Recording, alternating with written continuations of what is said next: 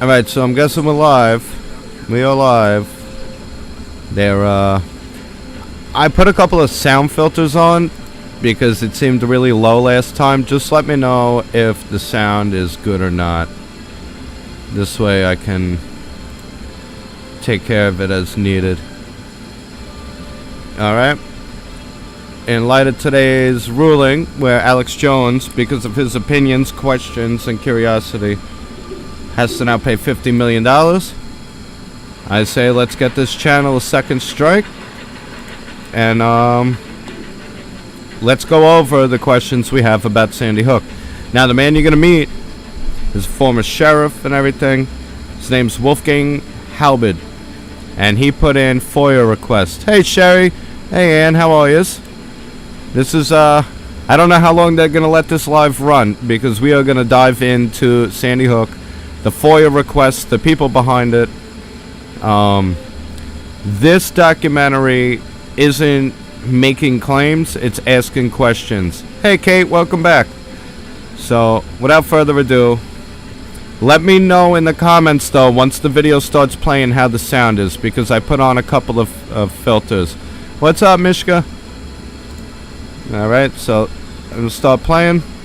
And, well, get ready to open your minds and ask the questions. If kids died that day, we want to get to the bottom of it. Me too. And tonight we go a little deeper, Sherry. I don't think anybody knows about these FOIA requests. Rich said I was a Florida State Trooper. Take a look at me, 80 pounds ago. That's a lot of donuts. Okay, before we go any further, that sound, how was it? Was it distorted?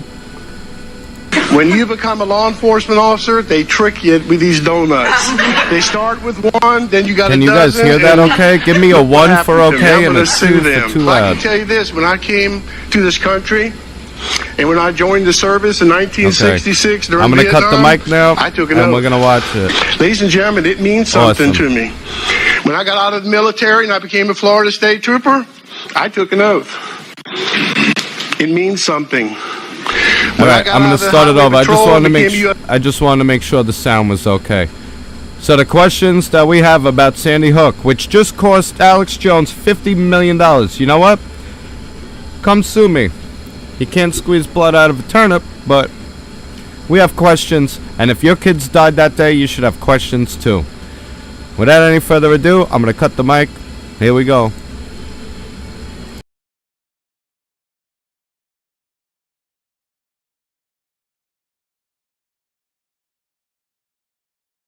As Rich said, I was a Florida State Trooper. Take a look at me, 80 pounds ago. That's a lot of donuts.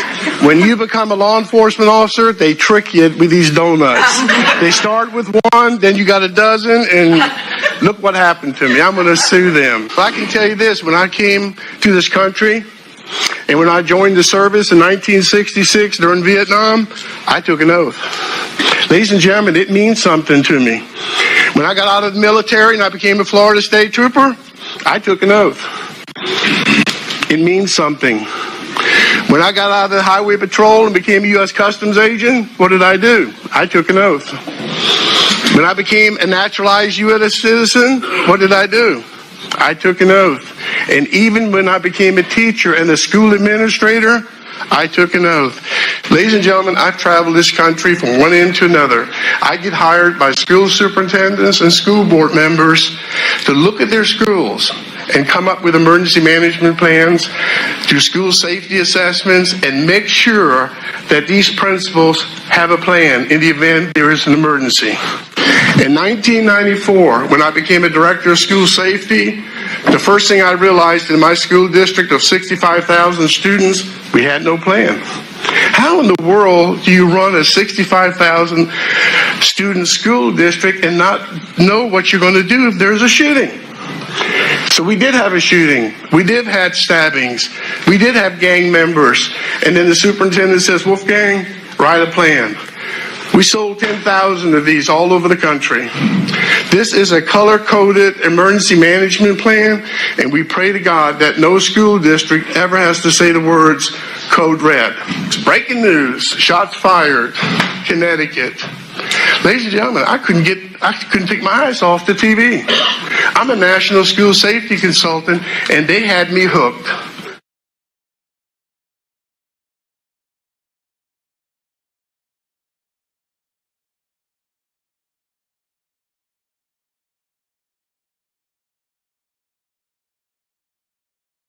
Ladies and gentlemen, Sandy Hook touched my heart. All day long, I could not get away from that TV. In the first week, I actually donated money to the Sandy Hook Promise Fund. Because when you have tragedy, the first thing we can do as people of this country is we donate. And a week later, I finally woke up. Something is not right.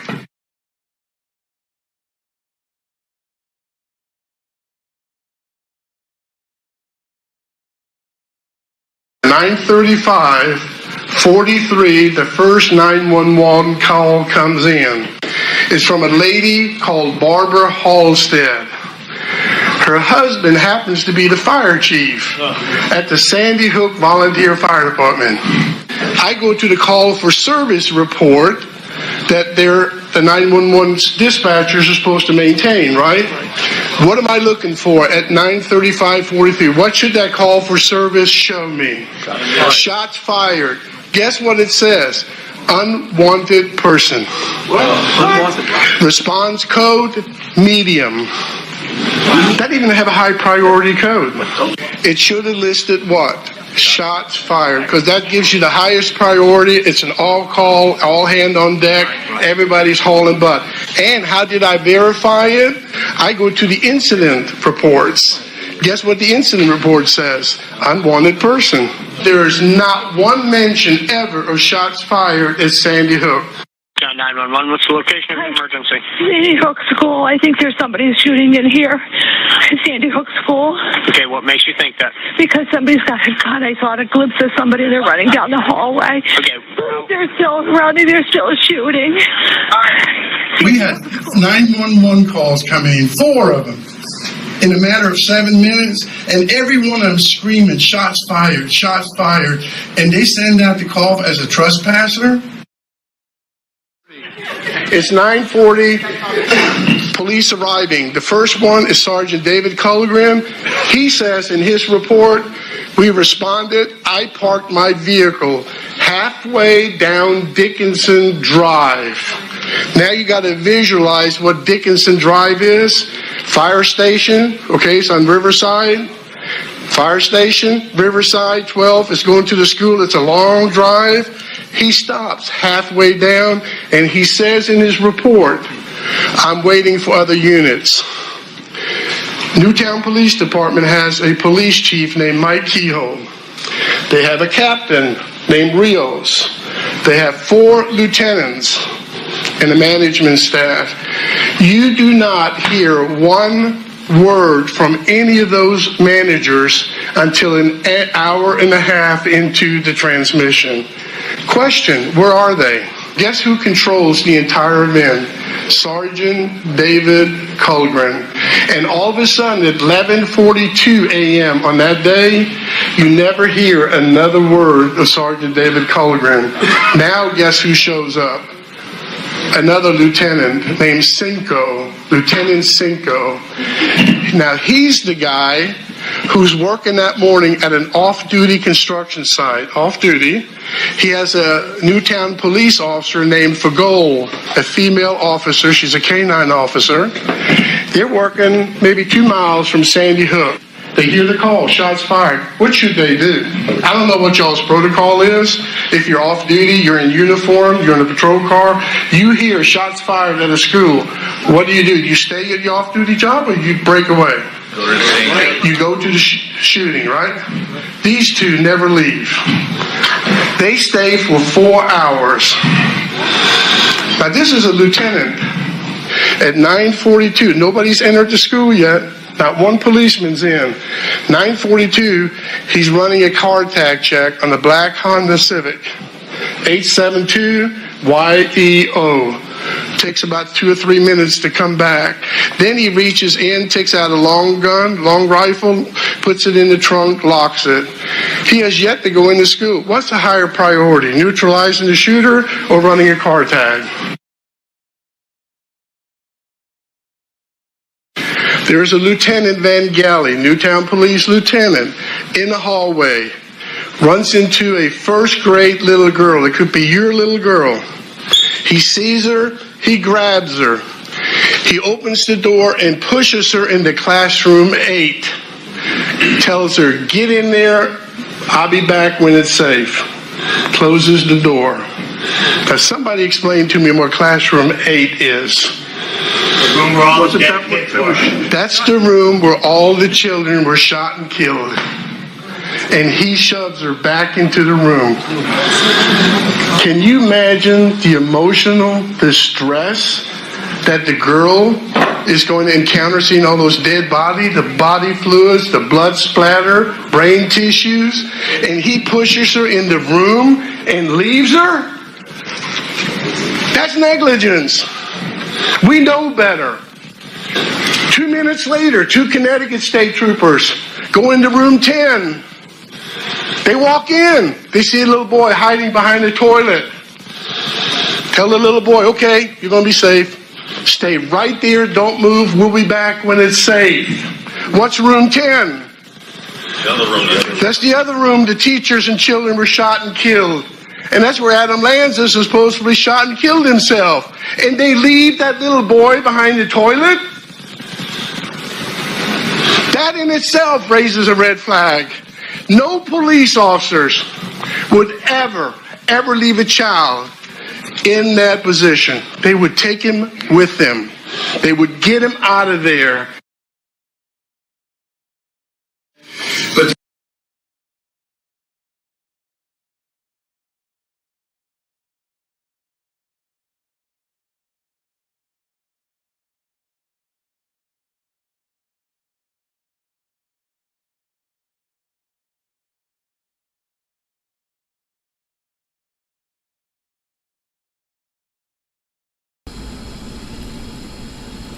All right, so that was part 1. There's other parts. We're gonna get into part 2 next. I just find it a little alarming.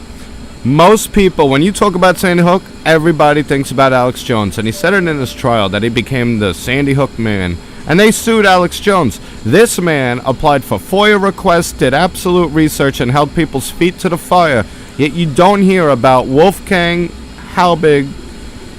When you think of Sandy Hook, you think of Alex Jones. And it is, well,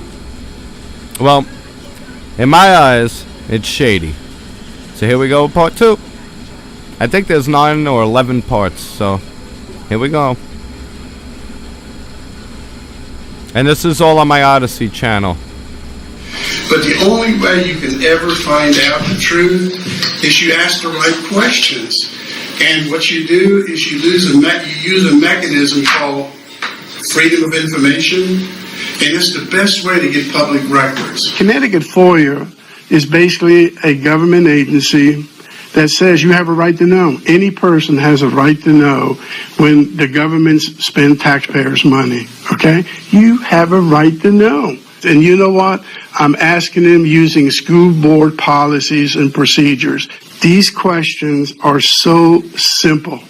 They're not offensive to any parent. It's not offensive to any of the children. And when you refuse to answer simple questions, to me, serious red flags. Who was the person, the incident commander, who refused to pick up the phone and call the trauma helicopters?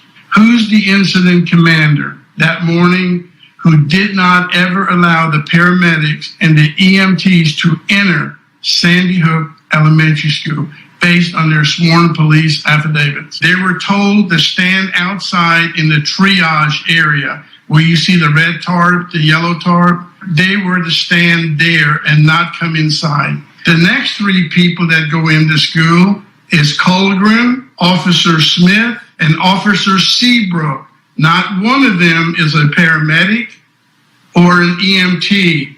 So who declared all those children dead within the first 8 minutes? As the rescue team is coming into the school, the incident commander should have done what?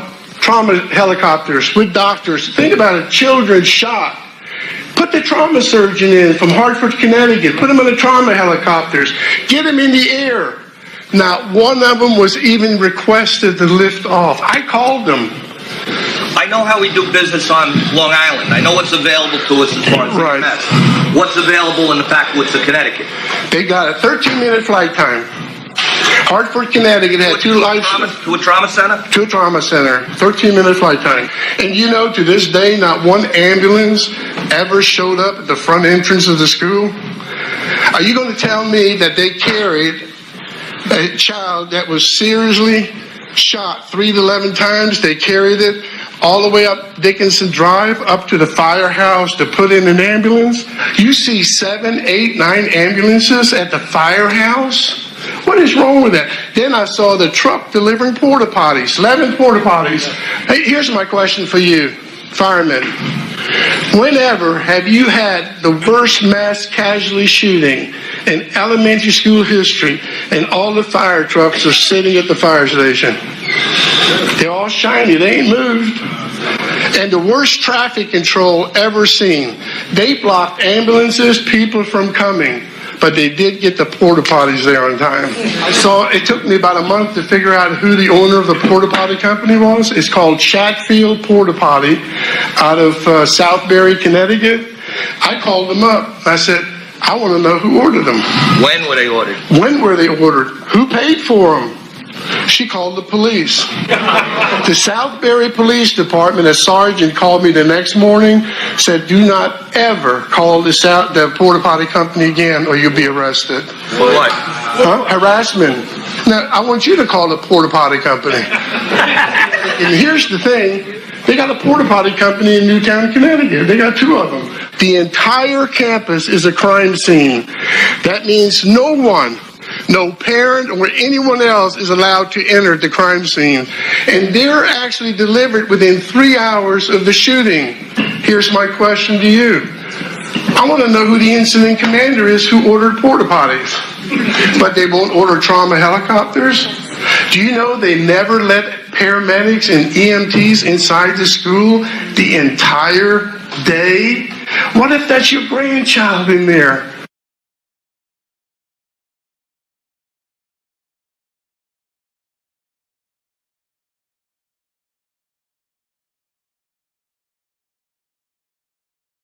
They got kids out in the parking lot at 10:09. Remember that when Shannon Hicks from the Newtown Bee Associate Editors taking these iconic pictures that appeared on every front page of every newspaper in the world. She's standing in the middle of the parking lot at Sandy Hook Elementary School, and they're still looking for a second shooter. But they don't let one ambulance, they don't let one EMT or paramedic inside that school. How does Shannon Hicks get into a crime scene when they're looking for the active shooter or shooters?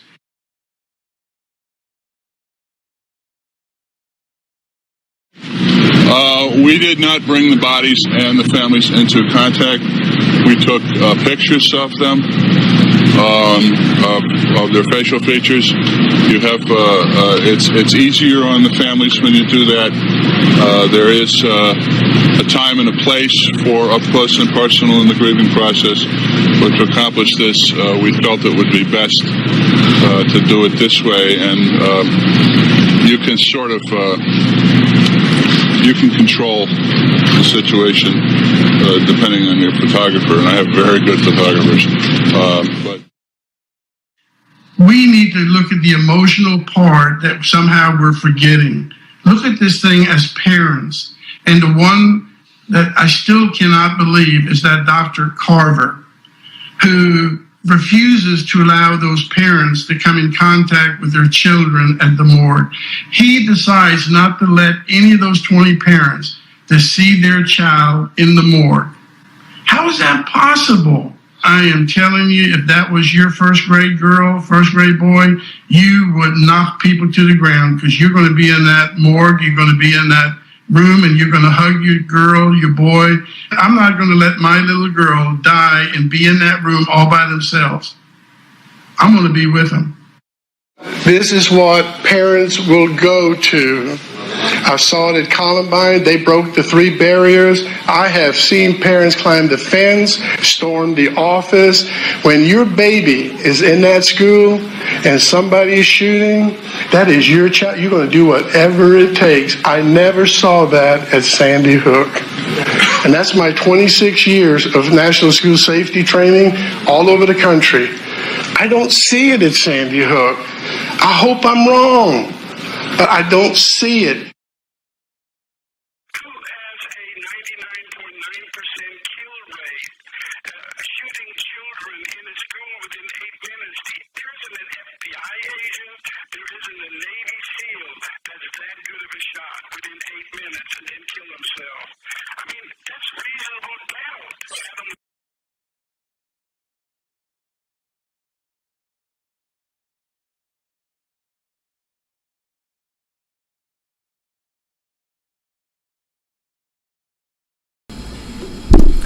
Now I'm noticing in a lot of the comments, yeah, most of you that jumped down the Sandy Hook rabbit hole have never heard of this man, probably never saw this documentary, and you probably won't hear about all of these FOIA requests. I do this for you guys. Alex Jones just got punished for $50 million for sharing what his thoughts were about it. Yeah, they could sue me, whatever. You're not going to win. We still have the fucking questions. And the fact that you guys jump down rabbit holes and you look up all the things about Sandy Hook and never came across this or heard of this man or this name or any of this just proves cover-up. Now, when this first dropped, because when Sandy Hook first happened and within 12 days they had the SAFE Act, I got suspicious. I'm not making claims that nobody died at Sandy Hook. In fact, I have a couple of friends that live in Sandy Hook and shared some information with me that's not privy to the public. But what they did around Sandy Hook is what we don't trust. What the narrative is what we don't trust. Look at that. It's just perfect little clown nose on this little fucker's face. The fact that they burned down the house. The fact that, they're going to leave no stone unturned and then demolish the building. And then they buried the kids in unmarked graves at a secret location. Wouldn't you memorialize those kids? If you've never heard of Wolfgang Halbig, that's because they don't want you to. They can't persecute.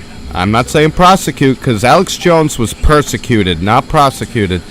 They can't take this man to court. Former service veteran, law enforcement, and school official. And he brings up the real shit. You can persecute Alex Jones. Hell, they deplatformed him. They unpersoned Alex Jones. But you will never hear of this man, because if you took the time, like you guys saw, all my little fans of the truth, little. You guys aren't little. You guys are huge. I'm little. I'm the little one here. Without you guys, I got nobody to share to.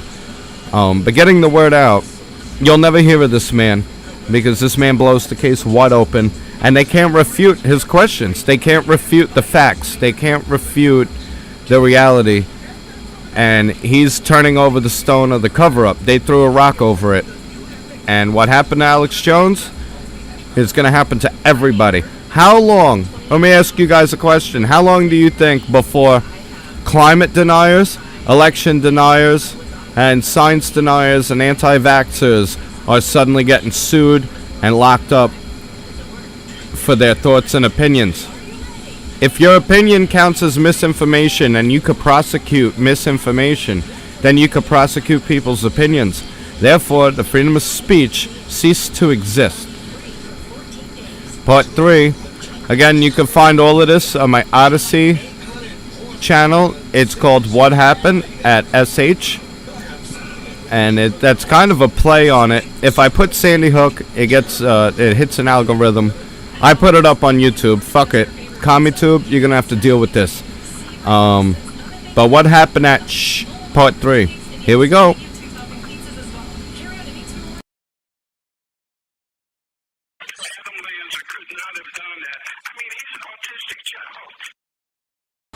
I paused this real quick because Pesky Citizen makes a great point.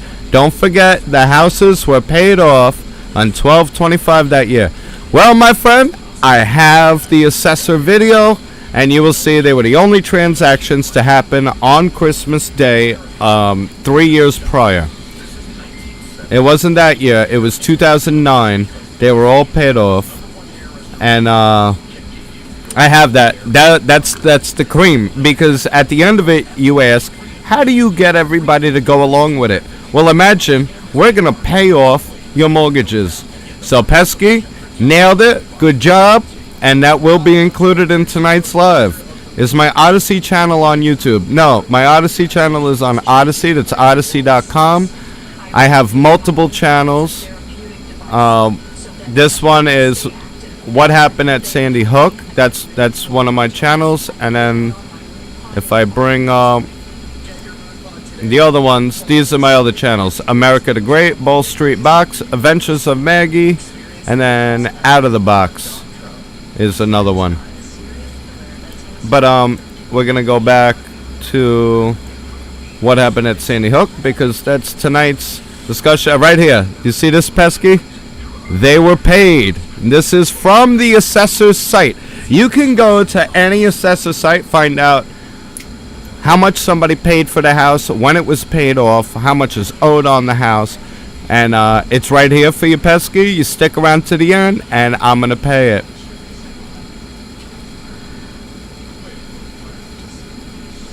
The party. Hold on. I'm going to get to the comments in a second. Let's get on with part 3. And I think the world should be asking these questions. You know who I think should be asking these questions the most? The fucking parents. The parents are sitting here exploiting the debts of their children to make millions and millions of dollars when the person who really did the digging is not on trial here.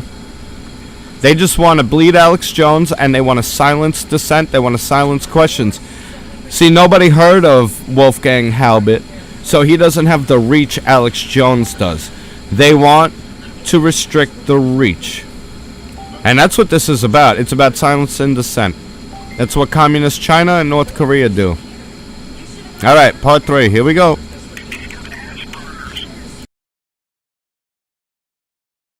And remember that big old sign they had posted out there, everyone must check in?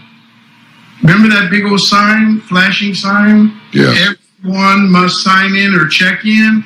Well, one of my FOIA requests is I want a copy of the list of all those that signed in on that day. They won't give it to me. Why? See, taxpayer money paid for that sign. Taxpayer money paid for someone to type it in, the message in. So therefore, if taxpayer monies were used, I should know who signed in and where they're from. You know, I've been asking this FOIA question, who's everyone? I mean, think about it. What if you don't sign? Are there consequences if you don't sign in? I mean, it says everyone must sign in. So that's a directive, I believe. And if you don't follow those directives, are you going to be arrested? And so I requested under the FOIA laws a copy of the sign-in log. And for 19 months, I have yet to get it.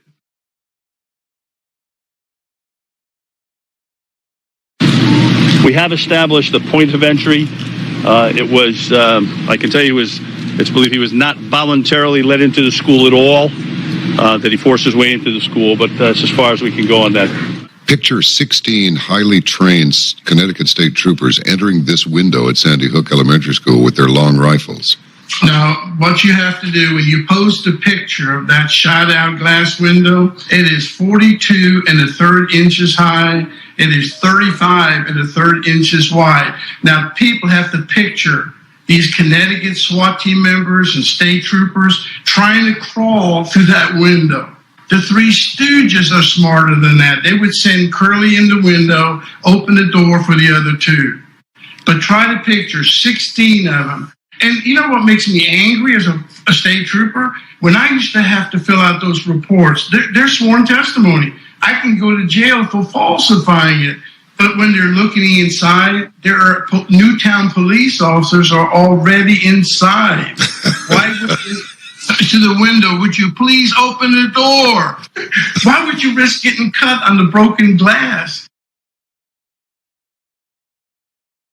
We actually found the only footage, live footage, shot by a helicopter. It's the only footage, Alex, that has a timestamp on it.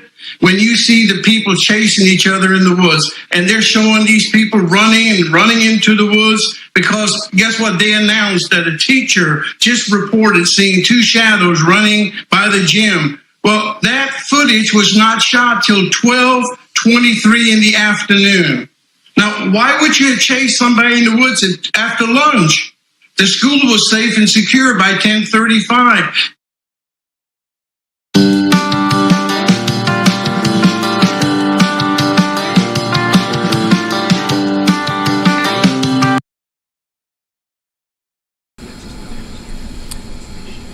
Mishka, I have multiple Odyssey channels, and I will post links to all of them in a pinned comment after the live is posted.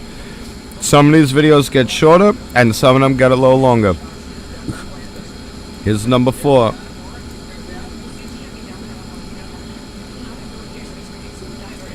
And they're on Odyssey, so you can share them and watch them, review them, clip them anytime. I put it up on Odyssey because they're not CommuTube, so they stay here.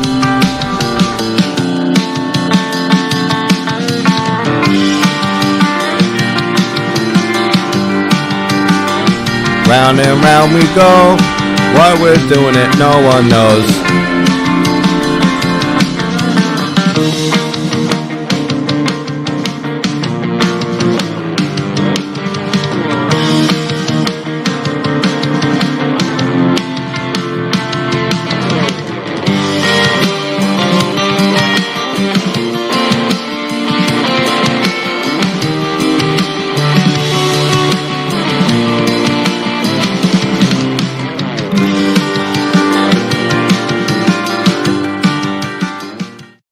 As I explained to you in previous press conferences, we've done everything we need to do to literally peel back the onion layer by layer, okay, and examine every crack and crevice of that facility.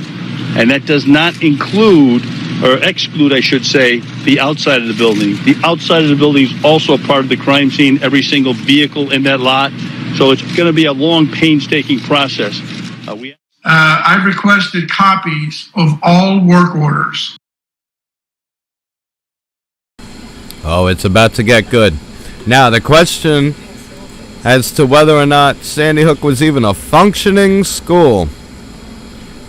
Okay, well, if it was a functioning school, then they should be prosecuting the school administration, staff, and government officials that put kids in this school. And if you cared about your kids enough to sue someone for $50 million for having an opinion, you shouldn't have sent your kids to the school. Flood damage, mold, mismatched numbers for the classrooms. They weren't up to code with safety regulations, handicap regulations, and egress regulations. And the school seemed to be marked for demolition, on top of no maintenance for the roof, no traffic to the website for the school. There's a lot to this. I requested copies of all work orders from March the 1st through December 13th that were initiated by the principal, the assistant principal. I paused that real quick.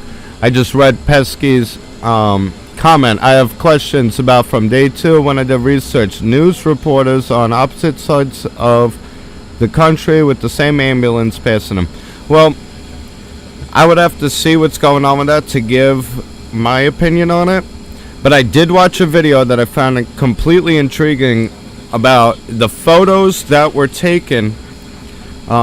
We got into where the sun would be sitting, the direction the photos were taken, and where the shadows were cast as they were running the kids through the parking lot, because the timeline does not match up. It's almost like they did it after the fact, well into the afternoon, so they had shots to put in the newspaper.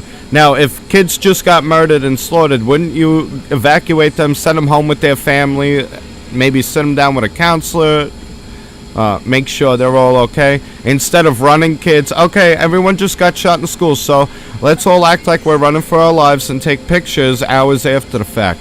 That's another video I'll be touching on soon. But for tonight, we're going to stick with this, because I'm telling you, by the end of this, even those who think they got the answers, here's a whole bunch more ammunition for you. Whole bunch more. Or the head custodian on any type of maintenance work orders.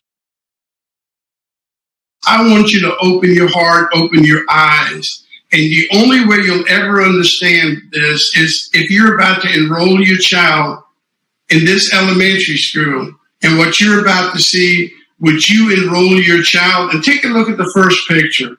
This is a school that every national news media, the second day after the incident, talked about what a pristine, what a vanguard school, what a picturesque. It is the school that made people from all over Connecticut move to Sandy Hook just so they could enroll their child in that special school. Look at the bushes, all overgrown, and what do you see running down the side of the building? It's mold.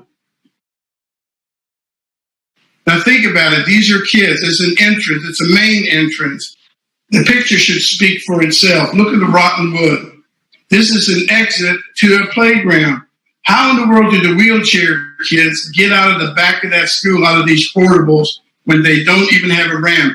They're not even ADA compliant. Broken gates. Now, this picture was taken on December 14th, 2012. And if you look at the writing, it's already been marked that somebody's going to do some heavy-duty digging. See the initials on the asphalt? Call before you dig. There's a construction bin by the storage shed. Everything you look at, it looks like it's been so neglected. Look all at the base of the wall. Look how moldy it is. Air conditioner in December. What happens, most school districts will remove those air conditioners and they patch up the window. They don't follow code. They don't follow procedures. And again, hanging wire. And take a look at the roof. I have their 5-year building maintenance plan, and the roof in 2010, 2011, inside that plan, which I have, there was no money budgeted for 2010, 2011, no money budgeted for 2011, 2012, no money budgeted for 2012, 2013.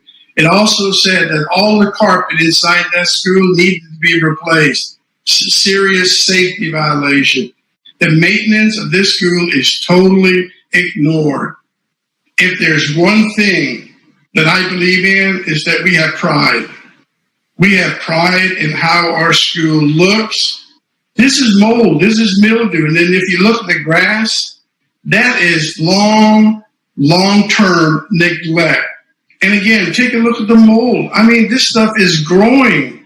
It does not happen overnight. It's just filthy. I don't believe Sandy Hook is a functioning school. Nobody who loves their children would ever send them to this filthy school. I've spent my lifetime keeping schools clean. And I'm going to tell you what, from the time children arrive, I mean this with all my heart, I want my school to be clean. It's called pride. I don't see any pride here. Look at the corners. What do we call this stuff? Look at the bottom of the doors. It's all water damage. It takes a long time to get mucky door frames and wall tiles. That's a watermark. That is a sign of flooding. And again, Dawn Hawksprung would have never let her school look this way. All it shows is neglect. You got room number 11, but you got a teacher placard that says 10. At least they ought to get the door numbers right. I challenge any teacher, any dean of students, assistant principal, counselors, please, as you're looking at this, tell me that's who we are. Tell me this is pride in our education. Please. It's a very meticulous process. We leave no stone unturned. We take as much time as we need. We use all the resources that we have available to us. We will do that in this case and then some. Oh man, no stone unturned. Yet, I think they demolished the school, what was it, 2 weeks? 2 weeks after? It was about 2 weeks after. Here's part 6. I hope this opens your eyes, people. I hope this leaves you with a lot more questions. And I hope it doesn't cost you $50 million to ask them. It's a very meticulous process. We leave no stone unturned. We take as much time as we need. We use all the resources that we have available to us. We will do that in this case and then some. We'll go backwards as far as we have to go in this investigation, and hopefully we'll stumble on answers and we'll process. We actually have 3 teams now, 3 major crime teams in the community. Our local partners are working with us, and we're going to move that and expedite that along as quickly as possible. This afternoon, I spoke with Governor Malloy and FBI Director Mueller. I offered Governor Malloy my condolences on behalf of the nation and made it clear he will have every single resource that he needs to investigate this heinous crime, and I will do everything in my power as president to help. To this day, for 13 months, I have been writing the Commissioner of Emergency Management Services. I've been writing the Chairman of the School Board, Superintendent. I have written everybody. I want to know who was the incident commander on December 14, 2012. Is that a simple question? They refused to tell me who was in charge. I want to know who the incident commander was for medical services on that day. To this day, guess what? No return phone calls and no responses. Why? We as a nation, we as a people, we as a country, we deserve the truth. And I don't understand. 3 years and we can't get the truth.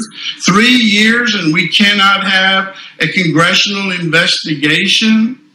3 years and we can't have a grand jury investigation. 3 years and the FBI classifies the Sandy Hook school shooting as a top secret investigation. There's something more to the story. Ever since Homeland Security and FEMA got together under one umbrella, you need to look up the word capstone. Research the word capstone.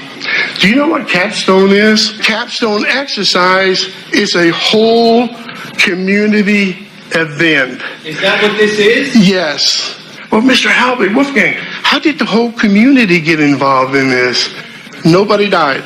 It was a drill. It was an exercise, a whole community exercise. Let me ask you, it's called the capstone event. Capstone is called a FEMA, a Homeland Security FEMA capstone exercise. And that came from the president. That's where it comes from.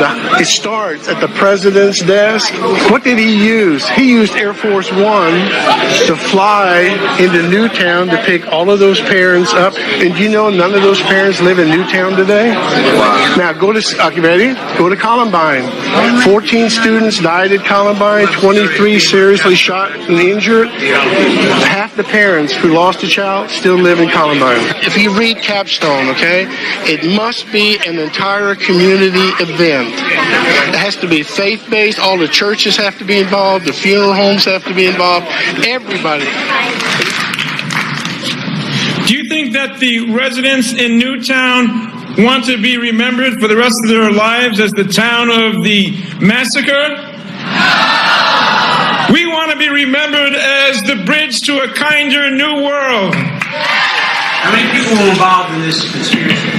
I believe the whole community. I believe the Catholic Church. I believe the fire department. And let me tell you why they did it. They've got over $200 million since that exercise.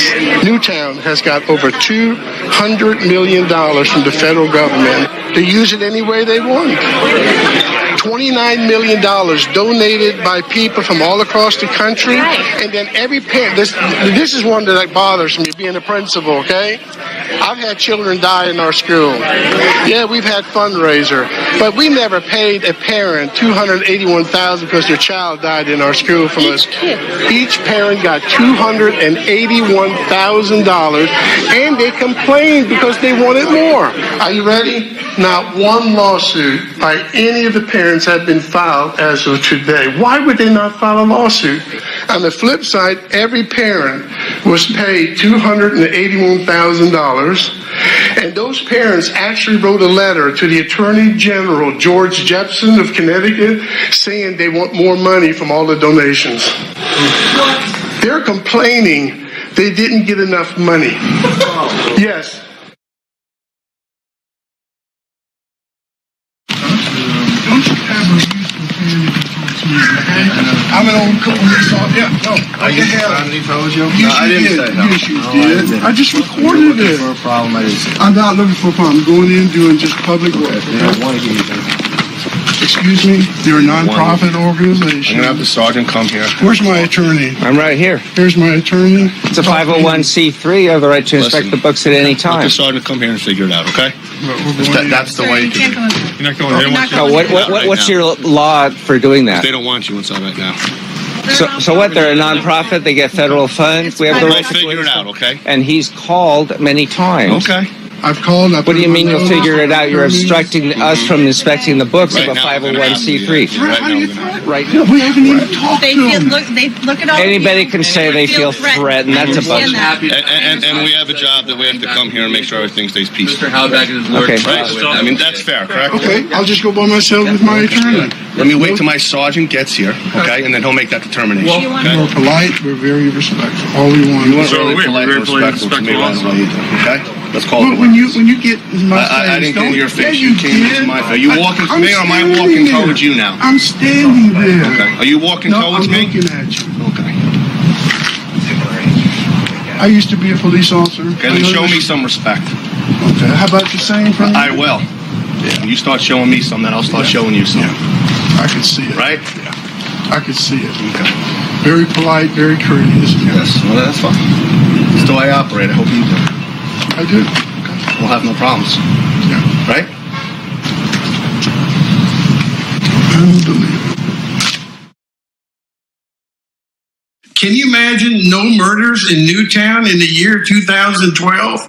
The FBI has to keep accurate records. They keep it for the whole country. Why do they do that? Because that's how the federal government allocates grant monies to states so they can fight violence. Now, here's Sandy Hook. They've already got over $200 million. For what? There's nobody who died in 2012 in Newtown.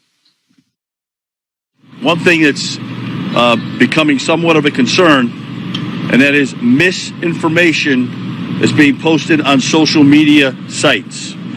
There has been misinformation coming from people posing as the shooter in this case, posing using other IDs, and prosecution will take place when people perpetrating this information are identified.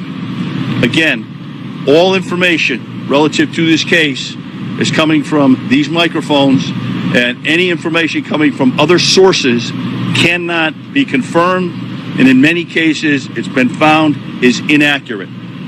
So I simply, that's the newest twist today, that we want to make sure that's perfectly clear that social media websites that contain information relative to this case are not being posted by the Connecticut State Police, are not being posted by the Newtown Police, are not being posted by any authorities in this case.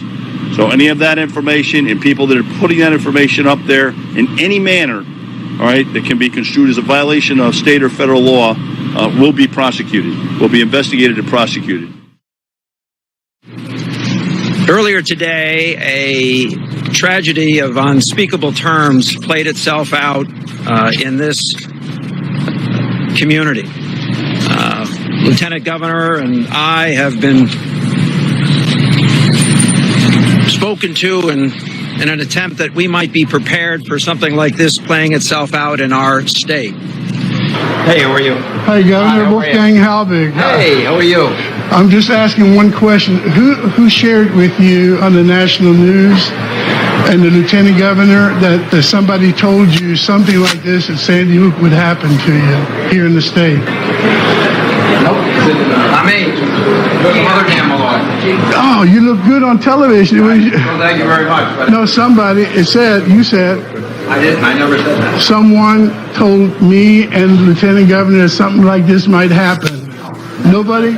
If I can get it recording, send it here, would you look at it? I'll look at it. Thank you, sir. Lieutenant Governor and I have been spoken to in an attempt that we might be prepared for something like this playing itself out in our state. Call your congressman and senator. They won't respond to you. Tell them that you want a copy of the FBI report. Tell them that you want a congressional investigation. They do not want to talk about Sandy Hook. Why? They're your senators. They're your congressmen. They work for you. They do not want to talk about Sandy Hook. And so here's my question to each one of you tonight. Do you honestly and truly in your heart believe that Sandy Hook actually happened? Yes or no? No. All right. Number two, do you believe that children and teachers actually died on December 14, 2012, Sandy Hook? Yes or no? No. Now, when I asked the question of people all across the country, I did it on an airplane coming in here today. Do you believe it? They all go, yeah. How did you learn about it? The news told me. They actually believe the national news as a means to seeking the truth. They don't even have the courage or take the time to ask questions. I used to teach American government. In the last year and a half, executive order, are you ready for this? Signed without congressional approval allows the national news media to use propaganda in all of their news reporting.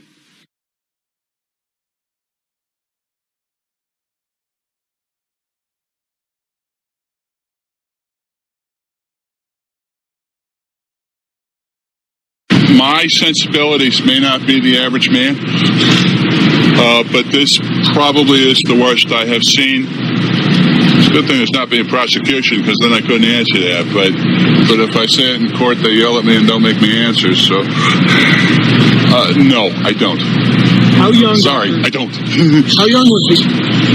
If I attempted to answer it in court, there'd be an objection and they'd win.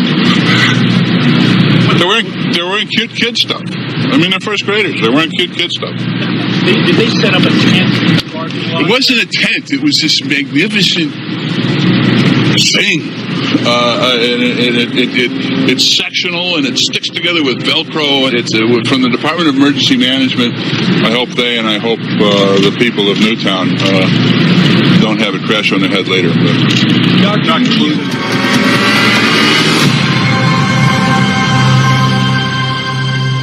Either that piece of paper from me that says somebody's dead,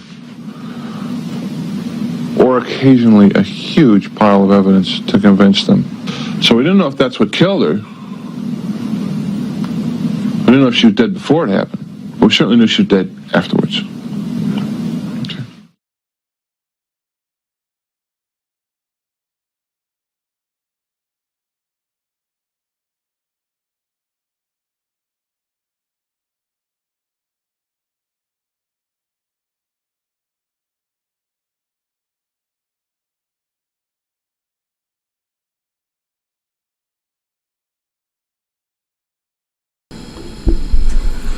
Okay, this is where we get to the part where they are literally actors. Literally. That's not, it's not one of those things where you say, oh, they're just acting. No. Literal actors. Here we go. Part 7.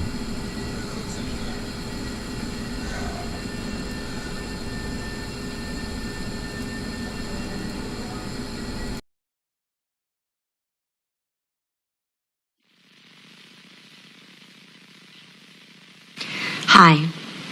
As you've probably noticed, I'm not the president. I'm just a citizen. And as a citizen, I'm here at the White House today because I want to make a difference, and I hope you will join me. My name is Francine Wheeler. My husband David is with me.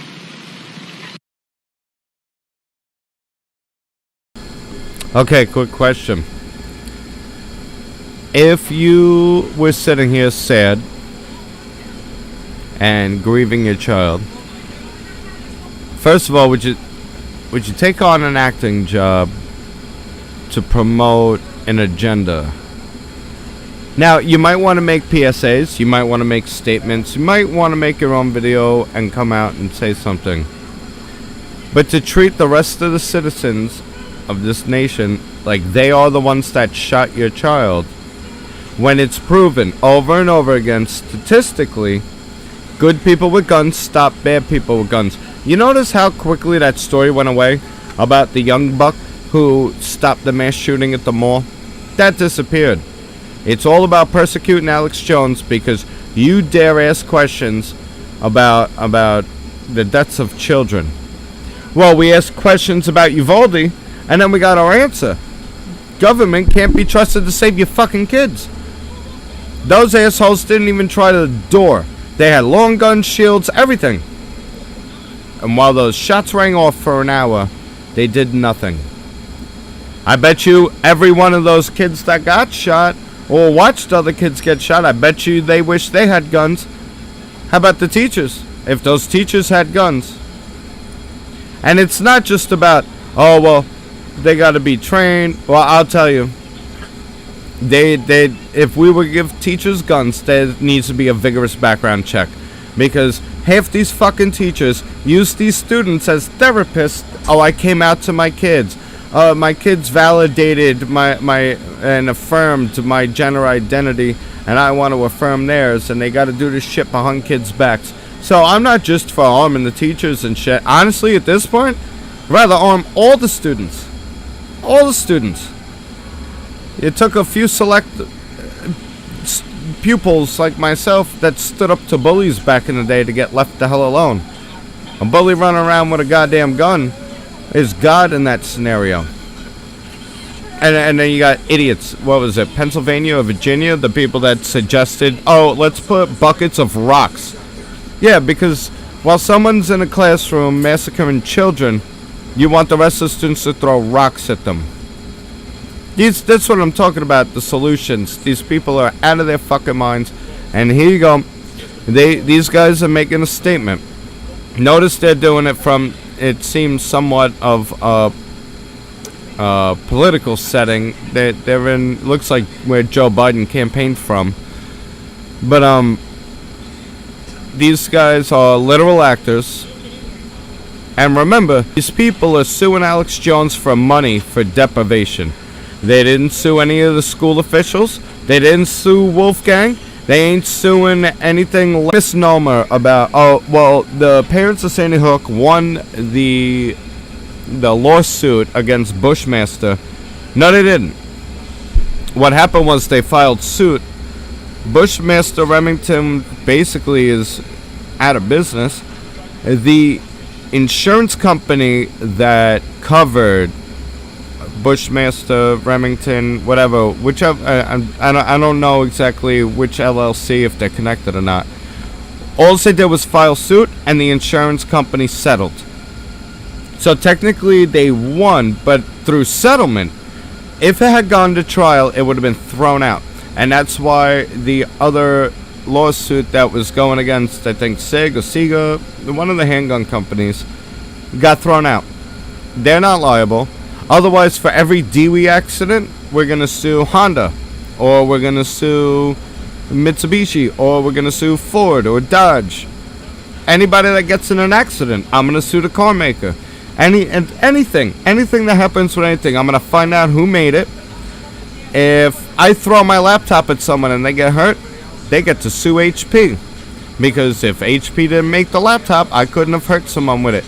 That goes for hammers, screwdrivers. If I stab someone with a Milwaukee screwdriver, not that I encourage violence or promote any kind of violence, but hypothetical.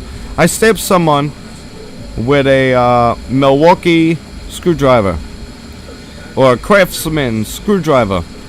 Does that stabbing victim get to sue Craftsman? I mean, that's opening the world to litigation. That, I mean, everybody goes broke. Everybody. And sue everybody. Okay, that's enough of a rant for now. I gotta make my own ticker, Bobby Rants. But this clip of this documentary gets into literal actors. They are literally actors. Our younger son, Ben, age 6, was murdered in his first grade classroom on December 14th, exactly 4 months ago this weekend. I can't tie my shoes. I can't tie my shoes. How do grown-ups do it when it just gives me the blues? I'm never so confused as when I try to tie my shoes. Maybe I'm too slow, can't make that little bow. I pull the laces tight and then I almost break my toe. I only get confused when I try to tie my shoes. Oh man, you see this? They're messing with the stream. I'm gonna bring this back. They are messing with the stream. They, all of a sudden, I had excellent connection. I have it again. They're messing with the stream.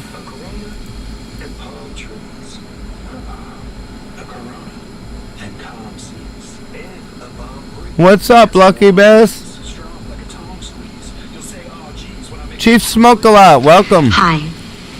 As you've probably noticed, I'm not the president. I'm just a citizen. And as a citizen, I'm here at the White House today because I want to make a difference, and I hope you will join me. My name is Francine Wheeler. My husband David is with me. Our younger son, Ben, age 6, was murdered in his first grade classroom on December 14th, exactly 4 months ago this weekend. I can't tie my shoes. I can't tie my shoes. How do grown-ups do it when it just gives me the blues? I'm never so confused as when I try to tie my shoes. Maybe I'm too slow, can't make that little bow. To avoid copyright, I kind of got to talk over this though, because she's an actress, and the husband I've never is asked an for actor. anything. Not from you or anyone. Now it's my turn to be selfish. God, this looks like the quality of like Trolls 2. Wait, Trolls 2? They're gonna eat us all! It was like one of the worst fear screams ever in the history of it. But doesn't I gotta talk matter over some of that, yeah. To whom these weapons were registered. It doesn't matter if they were purchased legally. The principal who, God bless her, lost her life was just a very special person. And all the parents knew that. Very special person. That's how you, that's it? That's all you got to say about him? I called my 8-year-old son an asshole. Oh, did you? Call him an asshole. Nice. How's that for great parenting? In my defense, it was a stressful situation. Could you describe him again? I will be honest though. I wouldn't have blamed my mother at any point in my upbringing if she ever called me an asshole right to my face, because I climbed furniture, I jumped off the beds, I climbed out of cribs. I was an asshole. So I can't condemn her for that. And anybody who's raised kids, I helped raise my younger brothers and sisters. We could be assholes. So I was being facetious. He was naked. That's it? No height, weight, hair color? A very special person. And all the parents knew that.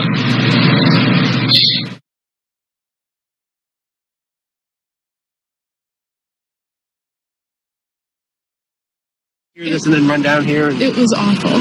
It was awful. You doing okay, hon? Mm-hmm. Okay. Thank you. Okay. We were actually running to the house to get her teacher her pair of shoes. What happened? What did they tell you? They didn't tell us anything. Only what she knows, which I don't know if that's accurate. So we don't have any information. I don't know. If that weapon had been in place, he wouldn't have had that gun. But what happened instead, 22 decades ago, was that the assault weapons ban was left to expire. And they had started at that time, the CDC had started researching on ways to prevent gun violence.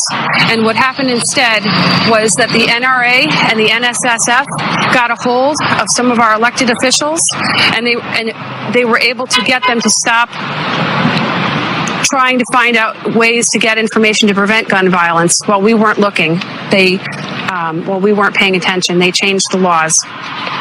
They let these things expire. I'm gonna mess up. Well, I think that a lot of things that people hear aren't true. And I know the first couple of days I was just getting angry because I was hearing things that I knew didn't happen. Take us back to that moment. When did you first know something had gone wrong? Hearing loud popping noise, so I could see him from the knees down, see the legs. Right in front of you. 20 feet away, facing his feet, his boots were facing my desk. And then he turned and walked away? And then it was seconds, and then turned and walked out. And you were there for the next 4 hours? Nearly, yeah. It was 1:15 before, we were petrified, and we didn't know how many there could have been. And we were listening. You couldn't hear a whole lot, but we did. We heard screaming and the gunshots. And I know. Richard and Krista Rico say that talking about their Jessica brings tiny moments of comfort. And she was a ball of fire. She ruled the roost. Our little CEO, we called her. She was the boss. I knew exactly what she was wearing. I knew I was going to see her little ponytail come around the corner, and her jacket and her black glittery Uggs that she had on that morning. And I knew I was going to see her, and I didn't. They finally, around 1:15, asked everybody to sit down. And they said that it was a tragic day in Newtown today, and 20 children were killed.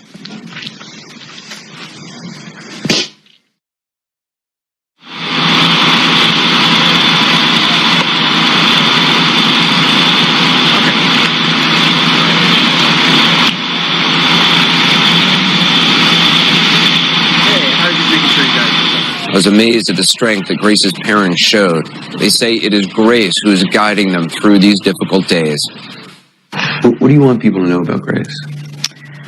Well, Grace had such a great spirit. She was a kind and gentle soul, and she was just the light and love of our family. And I remember that morning putting her on the bus. She had a habit of blowing kisses, but then she'd give me a big little liver lip, like, But then I knew she was so happy to go off and get there. So sure, we have anger and we're upset and we don't know why. So we'll just take the lead from them, and we will not go down that road, but we'll let them guide us. It's a hard thing, though, isn't it, to not feel that? We're going to go on, and we're going to use her positive energy to help guide us forward.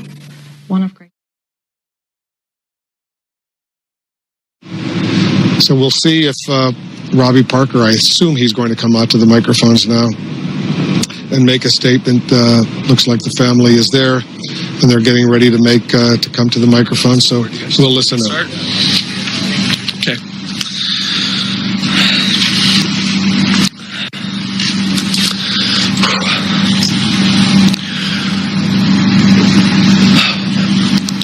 So my name's Robbie Parker. My family is one of the families that lost a child yesterday in the Sandy Hook Elementary School shootings here in Connecticut.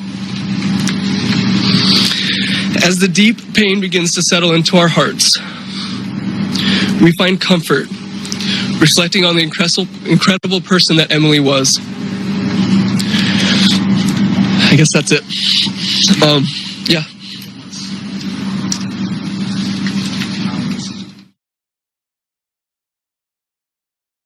It's about emotions. It's about how people respond to a tragedy. I didn't see that at Sandy Hook, did you? Parents, when I was a state trooper, the job I did not like is having to go to somebody's house at 3 o'clock in the morning, knock on that door, and do what? A death notification. Ladies and gentlemen, when that light comes on, they look at me, we had Stetson hats on, and they know something's wrong. I'm about to give them the worst news that they could ever get, that their son or daughter just died. You want to see emotions? You want to see heartaches? Their life was just destroyed by my news. They hug me, they grab me, they cry.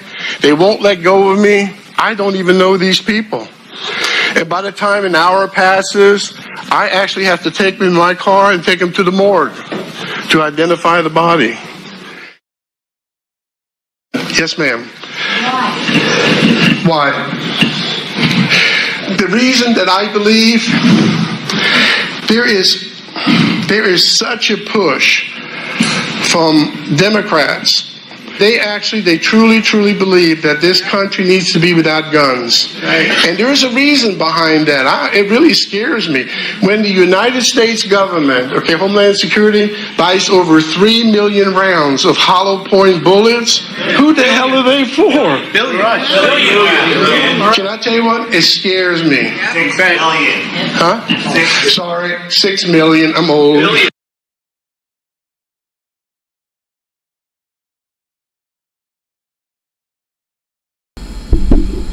We're gonna jump right into part 8. Dazio is still here. I appreciate it. You'll appreciate it too. I mean, this is why Wolfgang is not on trial. Alex Jones is, because Wolfgang did it a bit different, and he dug into that rabbit hole, and he did it legally and with prestige and with credibility. And I appreciate you, Pesky. If I ever do come out to CA,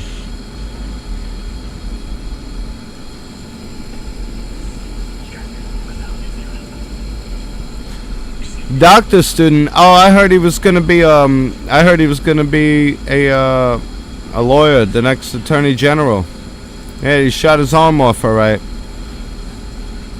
That's gonna be the new thing. You'll shoot your arm off. Yes, kid. ma'am. Why? Part 8. Here we go. The reason that I believe there is such a push from Democrats. They truly believe that this country needs to be without guns. And there is a reason behind that. It really scares me. When the United States government, Homeland Security, buys over 3 million rounds of hollow point bullets, who the hell are they for? Billion. Can I tell you what? It scares me. 6 million. Huh? Sorry, 6 million. I'm old.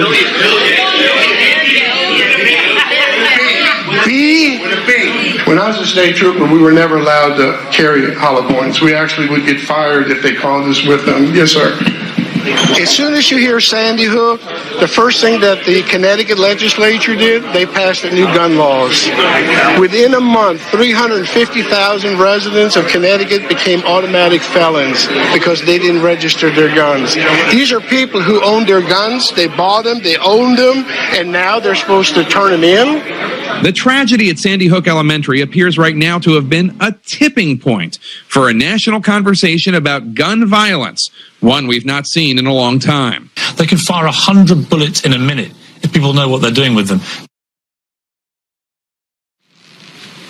We have to convince the Senate to come together and pass common sense gun responsibility reforms that will make our communities safer and prevent more tragedies like the one we never thought would happen to us.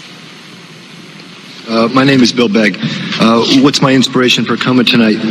I'm the parent of 3 Newtown students. I'm a grammar school track coach. I'm the president of the medical staff here at Danbury Hospital. I'm with the newly formed group of United Physicians in Newtown that formed in response to the December 14th shootings. I'm the EMS medical director for Newtown in this region, and I'm an ER doctor that was on shift December 14th. What's my goal in the next 2.5 minutes? My goal is to somehow convince you legislators that gun control measures that you hopefully will enact will make a difference. At every level. One thing that I think is clear with young people and with adults as well is that we just have to be repetitive about this. It's not enough to simply have a catchy ad on a Monday and then only do it every Monday. We need to do this every day of the week and just really brainwash people into thinking about guns in a vastly different way. It's now been 5 days since the heartbreaking tragedy in Newtown, Connecticut.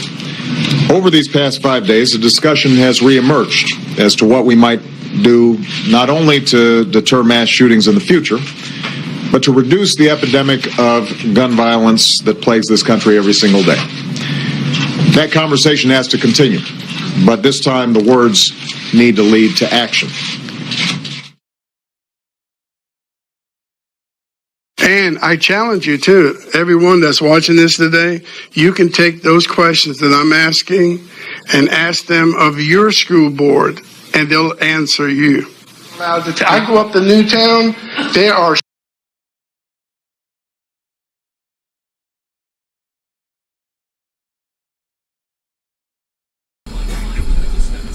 Okay, we are jumping into part 9.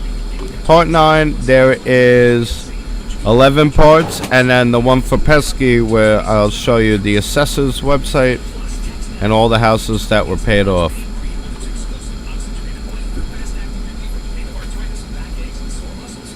I go up to Newtown, there. I'm gonna pause this real quick to Pesky. Never register your firearms. I agree with that sentiment. I do. Unfortunately, as a resident of New York, I also don't feel like spending 10 years in prison, especially when I don't commit any crimes other than owning property. So, I have one gun registered in my name, and it's in possession of the police department. It's a story going way back. Case was thrown out. Bad case, bad arrest, bad, wrong place, wrong time, and bullshit. But the cops in New York actually owe me my gun back, which is pretty cool to say. So I get to go down to the property bureau, and they're gonna hand me back my firearm. I don't go out. I don't cause victims. I don't bother nobody. I have a story I'll tell one day about how my house got broken into by masked gunmen, and there was no way to call the cops in time. By the time it took me to get them out of the house via my own personal firearm, no shots were fired, nobody was hurt. It's just, it was a great deterrent, and they're doing the opposite here. We warned with bail reform, crime would go up. We warned. We said it. Oh, you're gonna go soft on crime. You're gonna release people without cash bail. Well, they keep arresting the same people over and over and over and over and over again. That kid that beat up the cops, yeah, gun charges, assaulted police officers, and he was right back out on the street. Now, I think there's an authoritarian rule of the police in New York to an extent, absolutely. But at the same time, you can't answer it with lawlessness while you're disarming the people. If somebody were to fuck around now and break into my homestead where I am right now and I shot them, I would go to jail for either a use of firearm, or I would get sued civilly by the family. They render you defenseless, and then they just keep releasing violent criminals. That's not the answer to the problem. And that's why people are fleeing places like New York. Absolutely fleeing them. And I loved what Gov Abbott did today by saying he released a statement today or yesterday. Probably yesterday at this point. Saying that I'm going to send illegals to New York. I live in New York. Honestly, it would be status quo, because the Biden administration has been flying them into Republic Airport and dispersing them by the thousands onto Long Island. So what's the difference? Oh, suddenly Texas Texas is going, this is a real fucking issue. And the sanctuary city and sanctuary state of New York suddenly can't handle it. And then they say, oh, Abbott's using them as political pawns. No, you've been flooding them in. Sanctuary state, I see it. Refugees welcome everywhere, and you're giving them... I gotta pay for my lunch. They're getting free room and board, cell phones, free food, daycare, education. They're getting jobs. You know, and not to sound racist, but if you're in the United States of America and you're working a job in a position where you gotta service the public and you don't speak English, you don't belong at that fucking job. I shouldn't have to walk into a store in the United States of America and have to speak a foreign language to ask them for what I'm asking for. It's insane. Now I'm bilingual. At one point I was trilingual. I speak English. I used to speak fluent Spanish, a little bit of Russian, Lithuanian, Italian, some German. But walking around in the good old US of A, I should not have to learn how to speak a foreign language. It's not like I'm a tourist in a foreign nation. It's that simple. And you know who taught me that you should learn to speak English when you come to America? My grandmother. And her grandmother were immigrants from Italy. They were off the ship. The most patriotic woman I ever met in my life was my grandmother. And her parents were immigrants. They came here to be American. Yes, they loved their culture, they brought their food, they kept that, but they were proud to be an American. They were patriotic.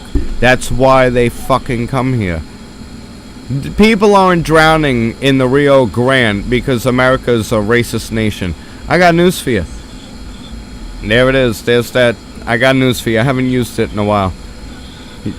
People wouldn't be spending thousands of dollars and getting raped. I think 85% of women that come here are on some sort of birth control because they all expect to get raped. Then they come here. If they make it crossing the river without drowning, most of them now have to work for the cartel.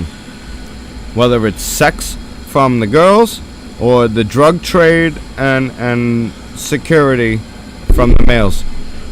North California, completely overtaken by cartels, and when the locals called the sheriff's department and the police department, they can't respond. They're like, I got 2 deputies. We're not coming out to take care of it. So our country is beyond invaded. They're setting up strongholds, and China is buying farmland. They're going to control our food. They have property all around our military bases. The enemy is literally surrounding us. I hope you all got storable food. Here we go with part 9. And I will read the comments as part 9 plays. I want to thank you all for being here. This is probably going to get me my 2nd strike, but I don't give a shit. They are stonewalling me. When I'm in front of the school board, they've got the state attorney, Stephen Sadinsky, who wrote the report, sitting in the room. Now, what is a state attorney doing listening to me speak? This is my official license from the state of Florida. I am a licensed insurance adjuster, and I'm licensed in all lines: property insurance, casualty insurance, auto insurance.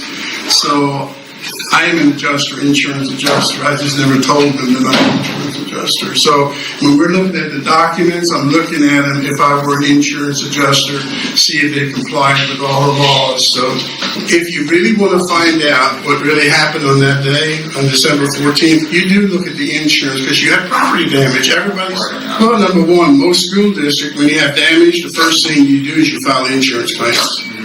If they're true and accurate, okay? We asked today for the appraiser's report, okay? Like, I'm an adjuster. I wanted to see the adjuster's report on what he found, what his recommendations are, what the settlements were. We have nothing, absolutely nothing. I've been filing FOIA requests since February 27th, 2013. I think every parent, grandparent, everybody in America has a right to know the truth. Every administrator, every teacher who works in our schools, they have a right to know what kind of environment they work in. But guess what? We should have been here today.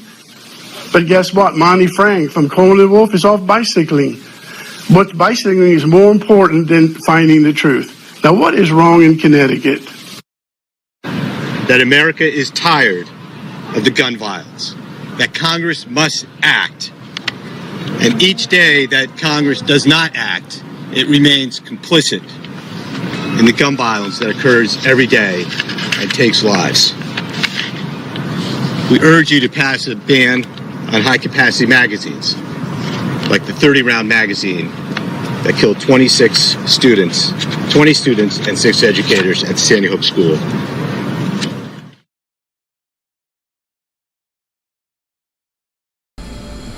Just want to point out, 30-round magazine is not high capacity. That's manufacturer issued. 20 students, 30-round magazine.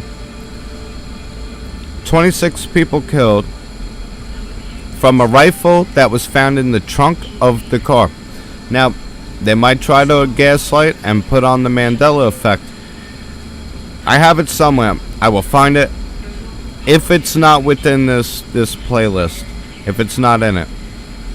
But they found that rifle, the .223, in the trunk of the car. It was never even in the school. I have it. I have it saved somewhere. Don't worry. I will not make a claim that I don't have something to base it upon. You know, I question everything. I don't say I know everything. Not everything I say is gospel. But if I make a statement about something, I'm pretty confident in my ability to back it up. That's all I'm going to say. There is a stack of documents attached, right? Which are not relevant to what I was asking for. You send me documents that There's a stack of documents to request. I'm going to take one more quick second. How many of these videos did you see brought up in the Alex Jones defamation hearing? I'm going to take a swing of wild-ass guess, as Rick would say, and say none of them. None of these. None. Not one time did they ask Alex Jones, well, where did you derive your opinion from?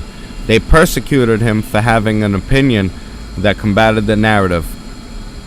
They deplatformed him, which was a First Amendment violation. He couldn't claim he was innocent, couldn't face his accusers.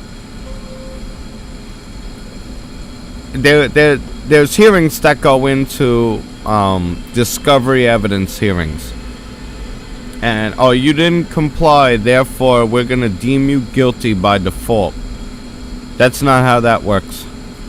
Because if this faced a standard trial, Alex Jones would have been claimed innocent, and this would have gone to the Supreme Court about freedom of speech.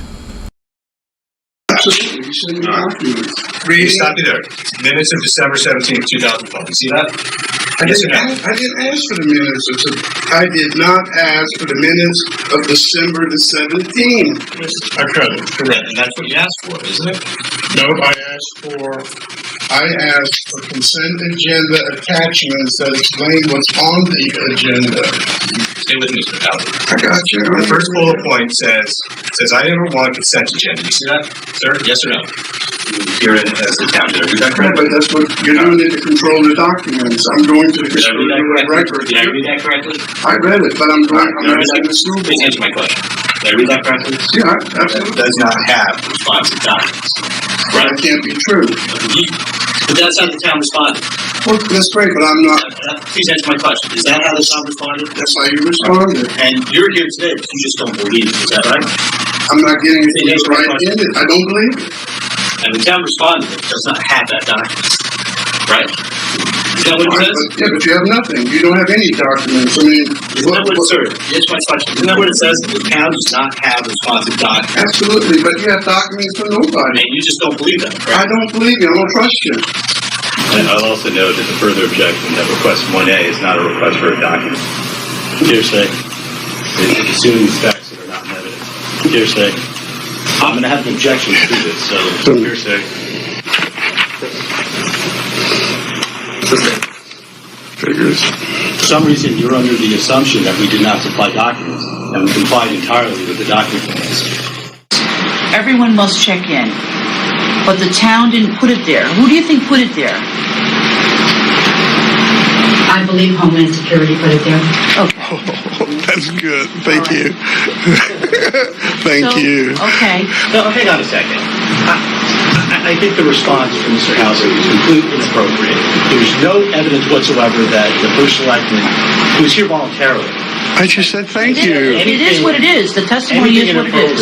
I just said thank you. It's completely uncalled for, and I've asked that it stop immediately.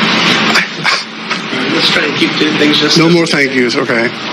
All right. I've never, ever, after we issued subpoenas for people to be our witnesses to show up and verify that those documents exist, the attorney for the school board, the city of Newtown, and the Newtown Police Department, they told our witnesses not to show up. Now, when have you ever heard of that? He's an officer of the court. How does he tell my witnesses not to show up for this hearing? And you know what? They didn't show up. So, Mr. Howard, you're here today because you do not believe that the town has porta potty records or responses in connection with the signage. Is that right? No, I believe the school board. I believe the school. I want this on the record. I believe the school board has the records. They have school board policies. They're required to show the expenditure, taxpayer dollars. Do you have any reason to believe that I was not responding on behalf of the Board of Education, the town of Newtown, and the Newtown Police Department? I do not believe. Turning your attention to the next appeal, which is D23. Yes, sir. It's been a long road, and it's been a long time coming. It's been since April 25th of 2014 that these requests were first made. Every step of the way we've been met with delay and, I've said it before, obfuscation. I think it's up to the Commission to safeguard the rights of citizens like Mr. Halbig, who come forward and ask for this information. This is precisely the moment when this Commission ought to safeguard the rights of a citizen such as Mr. Halbig. I just respectfully request that the town produced all the witnesses that were subpoenas with two exceptions. Kevin Angelotti, for good reason. With respect to Kathy Gomes, she was never called, so there's nothing in the record on that second day to indicate whether she was here or not. She was the principal at the Sandy Hook School now. She was not the principal on 12/14/2012. Again, I appreciate that it's viewed as a minor violation. I think the claim for civil penalties is outrageous, and I just respectfully request that the court be affirmed with one clarification. Commissioners, I'm going to be out of order. I know, but he's lying. You don't have a right. You're right. He actually is the... I'm the complainant. That man is lying. You don't have a right to speak when you come forward. Yeah, I don't. Never have met a liar like this man here. I'll tell you what, we're talking about children safe. And I guess Cohen and Wolf appointed Monty Frank as the representative. But what's finding amazing is I don't see Monty Frank ever at school board meetings. Now, I've never seen in Florida, when we have school board meetings, there's always an attorney sitting at the head of the table. How do you conduct school board hearings, which are state statutes, the state laws, and you don't ever see Monty Frank in any school board meetings? I've got an email last night at 10:57 p.m. from my attorney stating that they wanted to cancel this hearing today. Can you imagine? I've got a $600 plane ticket. They emailed me at 10:57 last night saying they're going to cancel the hearing. And I tell you what, I got on that phone and I raised all kind of hell. And you know what? I am sick and tired of being pushed around. I might be 70 years old, I might be a senior citizen, but I ain't stupid. And I know the games that they're playing here today. Answer the goddamn questions and I'll go away.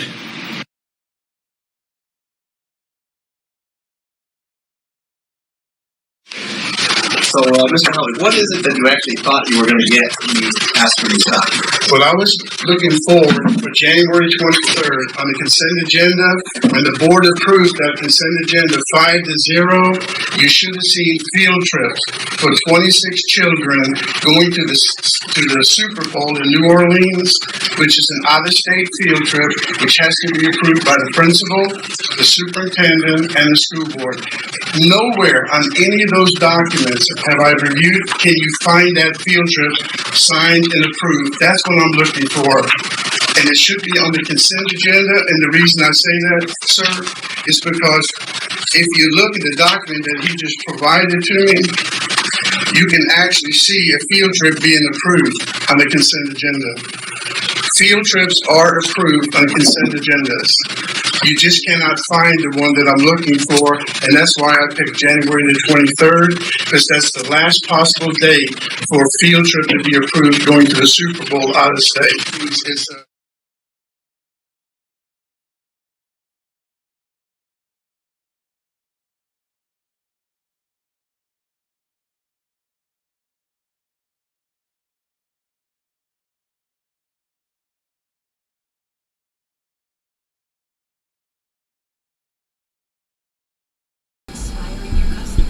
All right, this is where we get into the children at the Super Bowl. Ladies and gentlemen, in celebration we use of our video beautiful evidence country, to catch convicts. So don't tell me that it's insufficient. We use cell phone tracing data to put people at the scene of the crime. So don't tell me that suddenly it's insufficient when it comes to drop boxes. They use these convenient truths when it's convenient for them. This is pretty tough here, because I mean, just look at the face. Look at the facial structure. You'll see. There's more than one.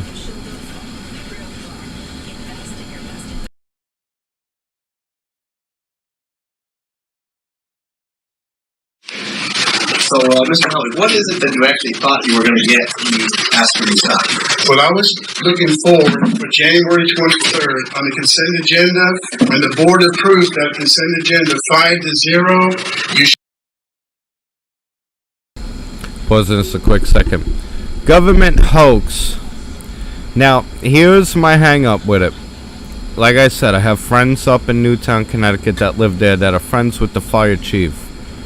And apparently, they were shown videos that could not legally be released. And they are, without a doubt, saying that kids were murdered in the school. Now, I'm going to be honest. The morbidly skeptical side of me says, well, show me the fucking videos or I don't believe you. Because the response that I saw, Alex Jones should be the last person on the stand. The fire chief, the incident responder, law enforcement commander. There's a lot of people that should be prosecuted. But Alex Jones having questions who said it was a hoax. It was false flags doesn't necessarily mean nobody died. Russia does it all the time.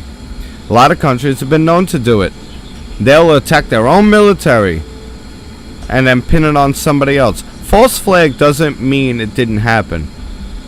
I think there was a lot of hoaxing going on throughout this situation. Would I put it past government to kill kids? No, not at all. And do you want to label the Las Vegas shooting as a false flag? Well, absolutely. They tried to go after bump stocks. People definitely died. If you don't think that the government would kill people to push their agenda at this point, you've been living under a... Raise your hand if you think the government wouldn't kill people to get their way. Well, as Rick would say, if you got your hand raised, I don't want to insult nobody. Alright, back to part 10. Here we go. Kids at the Super Bowl. should have seen field trips for 26 children going to the Super Bowl in New Orleans, which is an out-of-state field trip, which has to be approved by the principal, the superintendent, and the school board. Nowhere on any of those documents have I reviewed, can you find that field trip signed and approved? That's what I'm looking for.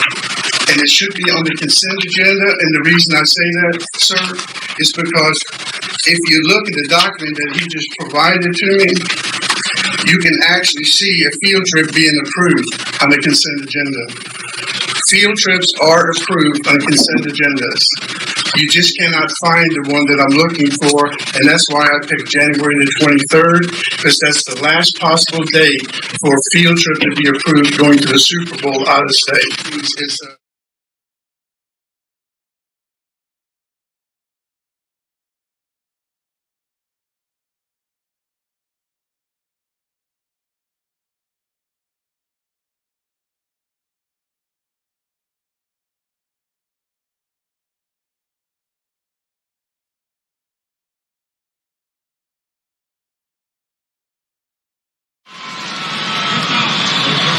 Ladies and gentlemen, in celebration of our beautiful country, performing together the Sandy Hook Elementary School Chorus from Newtown, Connecticut, and Grammy and Oscar Award winner Jennifer Hudson.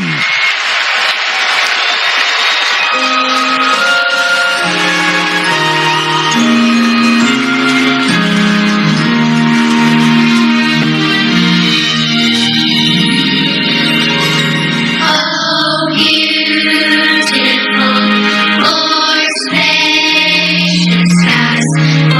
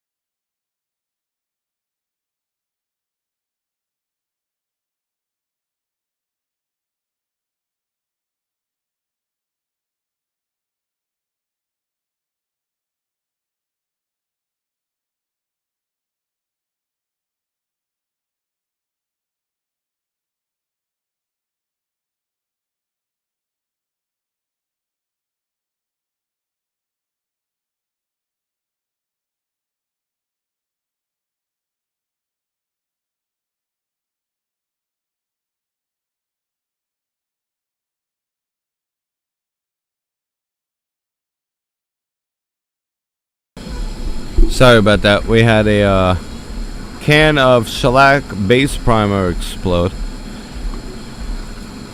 So there we went through them singing at the Super Bowl. I mean, some of the resemblances are uncanny.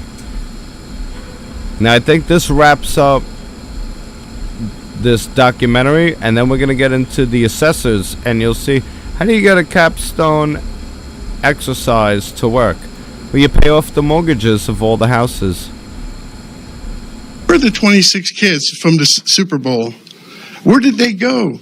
What are their names? Why were they given a gag order by the NFL and CBS Sports never to talk about what they saw at the Super Bowl? Who gives little children a gag order? Board member, superintendent, a little over a year ago, I sat in this chair, and I asked you for help about asking questions about an incident that happened in your community. Tonight, I pass out one page, and it has to do with your board agenda tonight. It talks about celebration of excellence. I cannot tell you how proud I am tonight. I got goosebumps. When I see a boardroom as a former principal, when I see this boardroom packed, standing ovation, when you got children in this room and you recognize them for all the good things they've done, I mean, I'm telling you, I got goosebumps. That's what you're about. That's what you're about. You got kids here, parents. That's what we want. Standing ovation, standing ovation. But I'm upset, and it bothers me to this day. Board members, you allowed, under your watch, 26 children from the Sandy Hook Elementary School choir to go on a field trip all the way from Sandy Hook to New Orleans to sing in the Super Bowl. Can you imagine those 26 children, the pride that they brought back in the healing process of Sandy Hook and Newtown? Those 26 children sang before over 100 million people around the world. These kids brought love back in your community. But I looked at your school board agenda, February the 2nd, 2013. They sang at the Super Bowl when? February the 3rd, 2013. You know, not one of you board members said one thing about their performance. Read your school board minutes. Not one of you acknowledged the fact that they did a great job, that they were excellent in what they did. I don't understand that. That's what your job is. How could you ignore that? I mean, I'm about to fall out of this chair. These are somebody's children who traveled on a field trip. They represented you, and you don't even acknowledge their singing? And then, how in the world could you not bring them, those 26 children, the chorus teacher, and their families into this boardroom and reward them with excellence? They represented you. When they are introduced as the Sandy Hook Elementary School Choir, they're representing the school board. They're representing their parents, their community. And you know what? You can ignore me. You don't have to look at me. But I tell you what, you didn't bother to bring them into this room, to shake their hands, to hug those children. Excuse me. In my 3 minutes up, Your 3 minutes are up. Yes. I agree with you. But let me tell you something. If I were you, I'd do the right thing and bring those 26 children here, bring their parents, bring their chorus teacher. Why would you not recognize their excellence? I'm ashamed of y'all.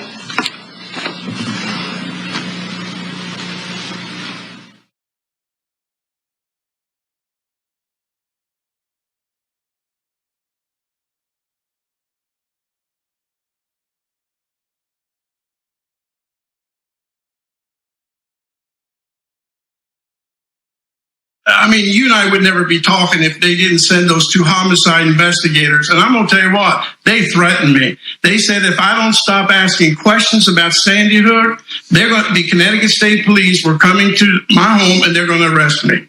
Then I had 2 deputy sheriffs come to my house telling me that the Newtown police chief wants to know when I'm coming to Newtown. And then they asked if I owned any handguns. I said, it's none of y'all's business. Now, my wife, my grown sons have been threatened.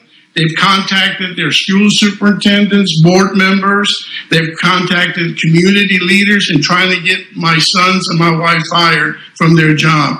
I got a demand letter. It's called extortion or blackmail. If I didn't get rid of my website by end of August, if I did not get off of Facebook, if I did not get off of Twitter, they have directed me, this group of people have directed me to take it down.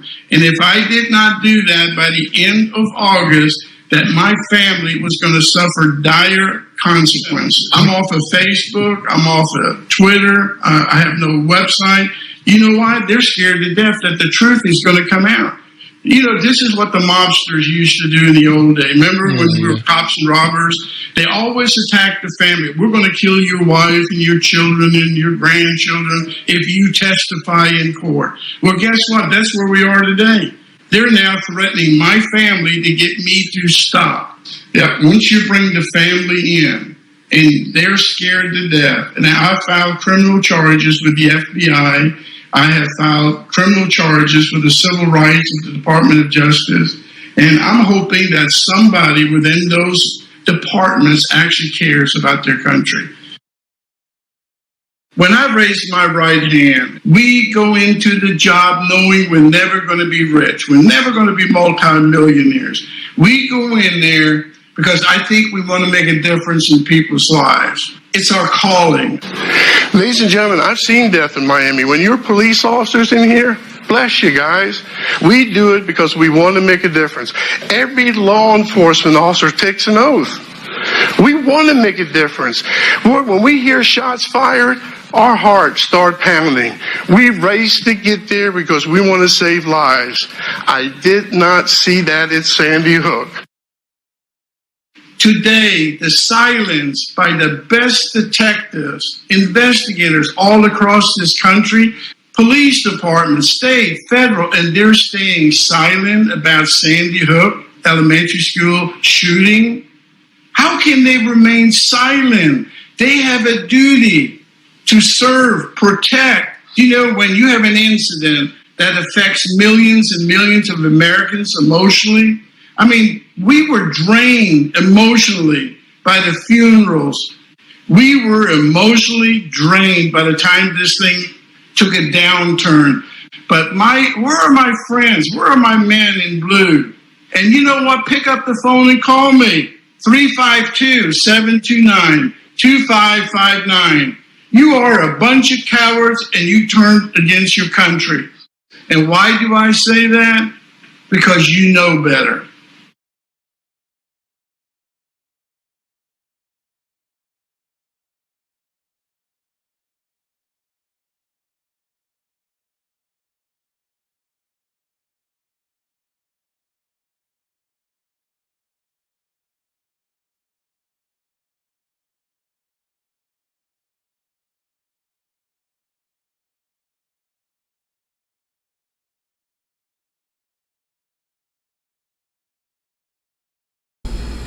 Of 12/25/2000.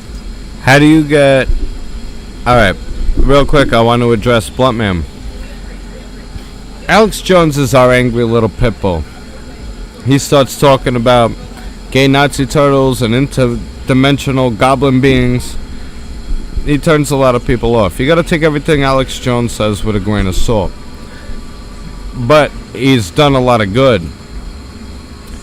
You never heard of the name Wolfgang because Wolfgang has credibility and he was the one asking the questions. So where Alex Jones comes off talking about his perspective, a lot of it is derived from this. This is the behind the scenes nobody sees. I have had these recordings. I have them backed up. So no matter what, I will be putting these out forever and always. And if you are crude enough to say, how dare you question the deaths of children, I'd be like, well, how selfish are you to not investigate? You just accept that children died and that's it. And then you want to treat everybody else. I own guns. Did I go shoot up a school? No. Would I? No, absolutely not. You know, rule number one of being a law-abiding citizen and gun owner is your gun is for self-defense. It's when other people, criminals and depraved maniacs, want to take out their aggression onto innocent people that you defend them. And you have the right to preserve life. I'm sorry. Life, liberty, and the pursuit of happiness. Were written explicitly. Once you own a gun and you go out into the public and you realize nobody else has one, there's a God complex. And most of the people that do not abide by the law and get illegal weapons or handguns or on the street, like I live in New York. We're like California. We are the laughing stocks of the country. Only the criminals are allowed to have guns. It's the law-abiding citizens that are not allowed to own them. So guess what happens when a criminal who doesn't care about the law gets their hands on a gun and invades the space of law-abiding citizens who don't have guns because they're trying to be good citizens? You get mass shootings. They are God. If you walked into a room and there's 50 people there without guns and you got one gun, you can make those 50 people do whatever you want. If all 50 people owned a gun, are you going to risk your time going in to maybe get one or two before the other 48 kill you? No. We're not trying to turn society into the Wild West, but these progressive policies already have. And this bail reform, no cash bail, we warned it would cause a major increase in crime, and it has. There's a lot of laws and bylaws that were passed that no one knows about. Say I got accused of raping you in the state of New York. I am allowed to come back to the scene of the crime. So I could come back into your house without having paid bail. Now, I also believe a couple of things here. I'm gonna throw these out. If rape culture is a real thing on college campuses, then you should be a proponent for female college students to be able to carry guns. The ultimate equalizer. Otherwise, rape isn't really a problem. If rape is really a problem, then you should be an advocate to be able to carry a gun. That's a very simple concept. Now, the Buffalo shooter. One more I'm going to throw in before I put up this assessors thing. This is from 2009. How do you get an entire community to get in on a capstone exercise? Oh, pay off their mortgages. Pay off their fucking mortgages. There's a lot of fucking questions. And you people that haven't heard about Wolfgang, that did jump down the rabbit hole, that's by design. That's why I saved these videos. And somewhere I have to pull it up. It's probably on an external hard drive, because I keep a lot of external hard drives. So whenever I connect to the internet, I'm not worried about my data being breached. I have the exact footage and the reporting from when they found the rifle in the trunk of the car. The rifle was never in the building, folks. Unless he carried two. Did he carry two rifles? I doubt it. I fucking doubt it. All that ammo, two rifles, 99% fucking kill rate. No, it doesn't add up. Doesn't add up. And we're not allowed to question it. If we have our opinion, technically right now, I would be considered under that judge's fucking court to be spreading disinformation, and I'm liable for punitive damages up to $50 million. Suck my chicken egg. Fuck you. I'm allowed to ask questions. I'm allowed to be skeptical. I think for myself. There was another point I guess I didn't cover yet, but it slipped my mind because Bobby's getting into rant status. Here's the assessor's website. Here's when they paid off all the houses. The only transactions to take place on Christmas Day. 2009, that almost every 2009. home in Sandy Hook, Connecticut was paid of 12/25/2009. That almost every home in Sandy Hook, Connecticut was paid off. Many people were given homes, and if they already lived there, their home was paid off. Think I'm fooling? I'm going to prove it to you. If you look at the assessor's online database for Sandy Hook, Connecticut, and look at any road that you might want to pick in this area, such as starting down here near the school, where the school is at, where Eugene Rosen lived. You know, you remember the guy doing all the crying and everything on there about the kids came to his house and all this kind of stuff. His house, in fact, was paid off. And I'll show that to you here in just a moment. But just as a reminder as to who he is, Gene Rosen, it's actually Eugene Rosen. These are some photos, might ring some bells with you, right? Remember some of these, right?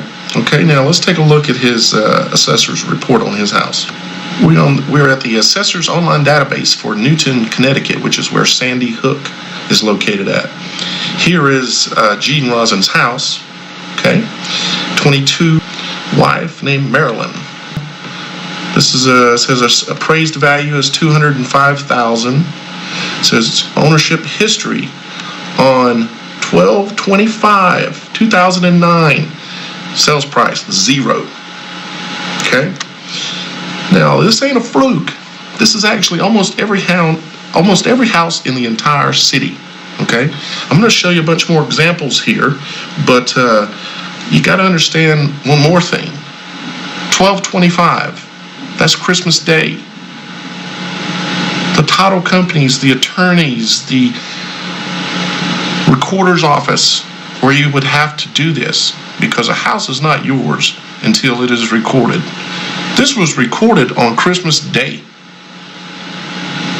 These are the only transactions that went down on Christmas Day in the entire United States.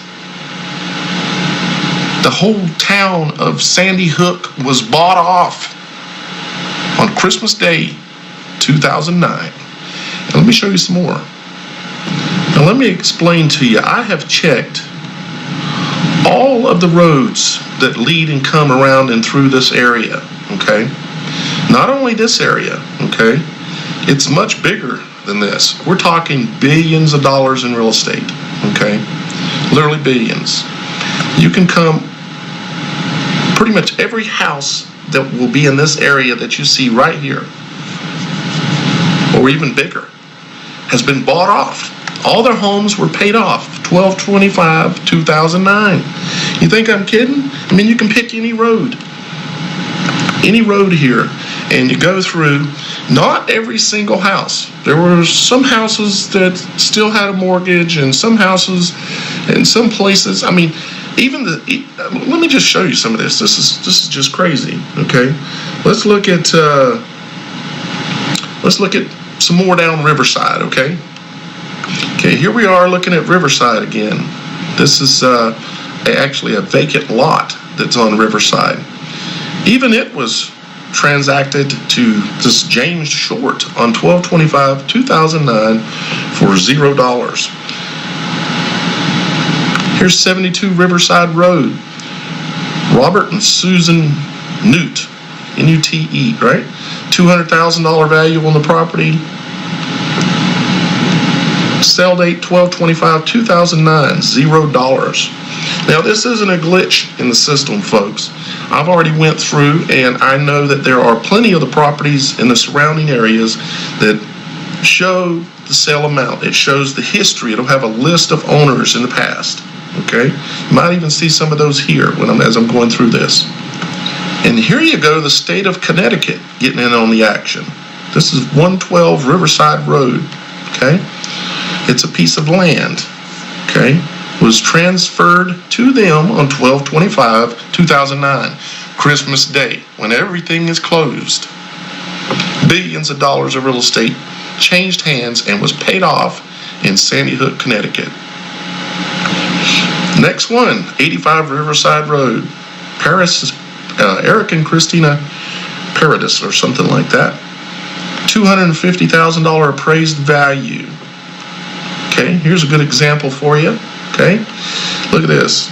Was owned by James and Lauren Ballou or whoever. Okay, it was purchased on 4/28/2004 for $331,000, which is way above the appraised value here. Okay, then Eric and Christina bought it on 2/2/2006 for $380,000, and then whammo, on 12/25 Christmas Day they got a big Christmas present, and their mortgage was paid off. 219 Riverside Road. You see the name there. I'm not even going to try to pronounce it. Valued at $125,000. They purchased it on 6/15/2006. On 12/25/2009, they got a big Christmas present, paid off. Here's a piece of bare land at 50 Riverside Road. Mark and Noreen Reed got it for free on 12/25/2009. Vacant land, 2.61 acres. Here's a duplex, actually, at 167 Riverside Road. Maureen and Robert Gleason. Big Christmas present, 12/25/2009, when the courthouse and everything is normally closed. How did this happen? 59 Riverside Road. Janice Markey. 12/25/2009. Free house. Jackpot. Let's see, Riverside Road, this is Sandy Hook. This is where Eugene Rosin lives, right about here. On the back side of the firehouse here, which was the staging area for this event of Sandy Hook. I've looked all the way down this road. All the way down. All the way out into the river. It's Riverside Road, right? Every home, almost every home, not every single one, but almost every home. Most businesses, all paid off. The people who are getting paid off, I've already shown you the state. I can show you that the city was in on this as well, of course. Let's take a look at that. Here you go, 51 Riverside Road, Newtown, or town of Newton. Okay? Guess what? They got a piece of land for free on 12/25/2009. Okay? 3.24 acres, R1 zoning, free land. The city got free land, the city got free houses, the state got free land, the state got free houses. Everybody in town gets a house. It's like an Oprah show, but instead of giving away cars, you get a car, you get a car, you get a car. They gave away houses. Everybody gets a house for free. Unbelievable. Now, how far out does this buyout program go from the Sandy Hook school? You know, how many houses did they buy? I'm telling you, it is billions, okay? Now, but let's look at this. This is a neighborhood, Charter Ridge, right? This is the street. I don't know the actual name of the neighborhood, okay? But let's see where this is at, because these houses were bought off as well. This is 32 Charter Ridge. Here's the tax records for 32 Charter Ridge Drive. Jeffrey and Lynn Dietrich. Okay. Assessed value $568,000. Okay. That's $500,000, right? 12/25/2009. Sales price $0. Free $500,000 house.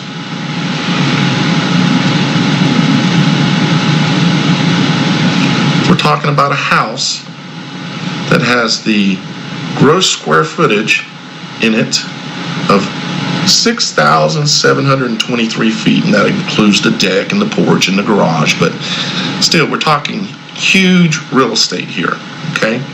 So, free $500,000 home must have been a major player somehow. So where is this house at? How far out of town are they buying out houses? Because I've done looked at this entire neighborhood. It's all bought out. It was all bought out the same day. Almost all of it. There's a few people in here that actually still have a mortgage. surprisingly. But let's see where we're at here. Let's back out, right?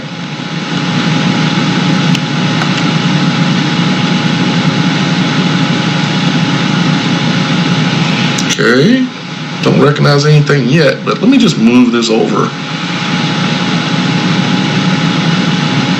Okay, there's Sandy Hook right there. Sandy Hook School. They bought all this stuff, all these homes, billions and billions of dollars in real estate was bought out and paid for and handed out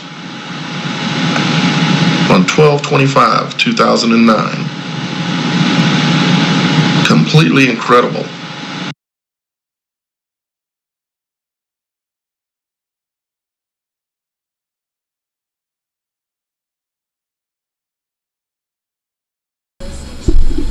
Well, welcome to the live. Gotta go. Nice to see you, Julie. I would suggest everybody go back, rewatch it if you got in late, this and that. This was an emergency broadcast.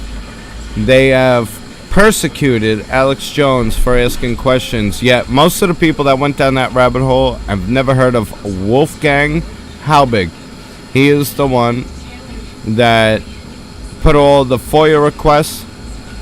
He was veteran, former law enforcement, school administration, and he put in FOIA requests to find out what happened.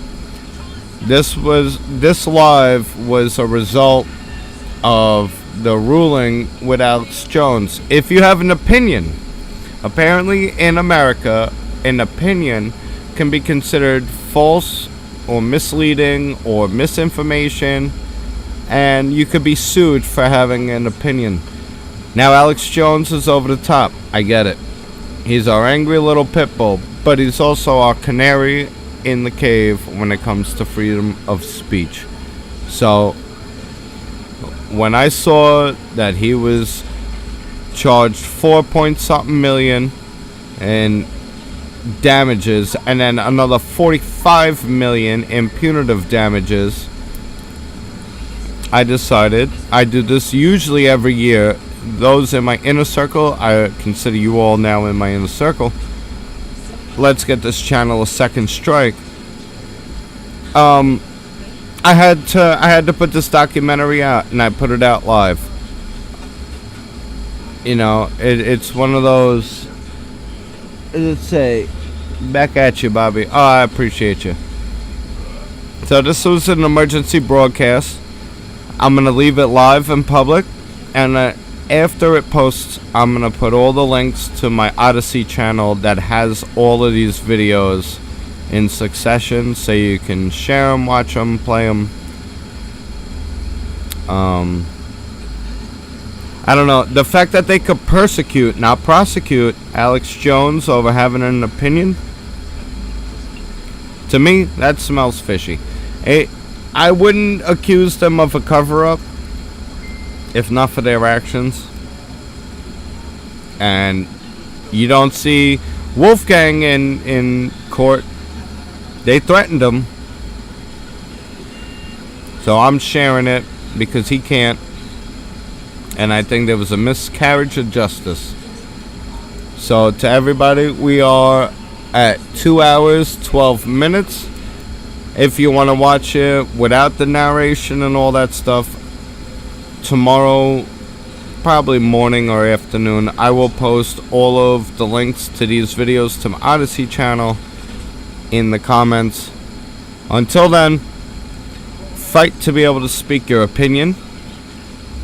Even if your opinion's misguided. Let's say Alex Jones was wrong.